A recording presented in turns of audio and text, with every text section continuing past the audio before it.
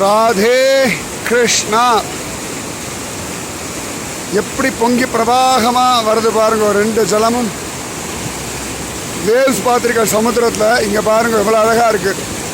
நாரத மகரிஷிக்கு பகவான் விஷ்ணு கிருப பண்ண இடம் விஷ்ணு பிரயாகை. இதை பார்க்கறதே கோட்டி ஜென்ம புண்ணியம். எப்படி வருது பாருங்க அலை. இந்த பக்கம் தௌளி கங்கா, அப்படியே மட்டி வாட்டர், ஒரே மண் கலங்களாக வர. என்ன வேகம் பார்த்துக்கோங்க. இந்த பக்கம் அலகநந்தா, அப்படியே க்ரீனாக வருது பாருங்க வார்த்தை. அந்த கலரே பாருங்க. ரெண்டும் வந்து சங்கமிக்கிற இடம், அதனால் பிரயாகை அப்படின்னு பேர்.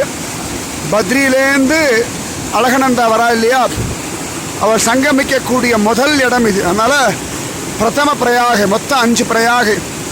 அவ்வளோ ஆச்சரியமாக இருக்குது. இங்கே பாருங்க, இந்த ரெண்டும் சேர்றது. இந்த அது தள்ளுறது, அது இதை தள்ளுறது. இந்த பக்கம் இந்த லெஃப்ட் சைடில் வர்றது இது தௌளி கங்கா, இது அலகநந்தா. இந்த ரெண்டு சேர இடத்த பாருங்கள். அப்படி கொப்பளிச்சு இந்த ஆனந்தம் பொங்கி பொங்கி வர்றது அப்படின்வா. பகவத் தியானத்தில் அந்த டிப்பில் நான் உட்காந்துருக்கேன். எவ்வளோ ஆச்சரியமாக இருக்குது பாருங்க.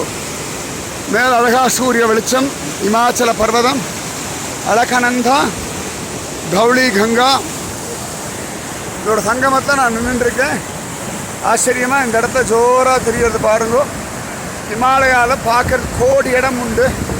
ஒவ்வொன்றை விட ஜோராக இருக்குது. பார்க்க வேண்டிய இடம் இப்போ கண்ணால் பார்த்துக்கோங்க, மொபைலில், அப்புறம் நேரடியாக பார்த்துக்கோங்க.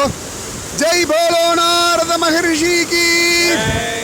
நாரதருக்கு எப்படி நாம ஜபம் பொங்கி பொங்கி வருமோ, எப்படி நாம ஜபம் அடிச்சுண்டு வருமோ, நிறுத்தாமல் வருமோ, அந்த மாதிரி இந்த விஷ்ணு பிரயாகையில் சரியா ஒரு பக்கம் பக்தனுடைய நாம சங்கீர்த்தனம், இன்னொரு பக்கம் பகவானுடைய கிருபை, ரெண்டு சேரும் பொழுது அந்த இடத்துடைய சந்தோஷம் பாருங்க. இதுதான் அது.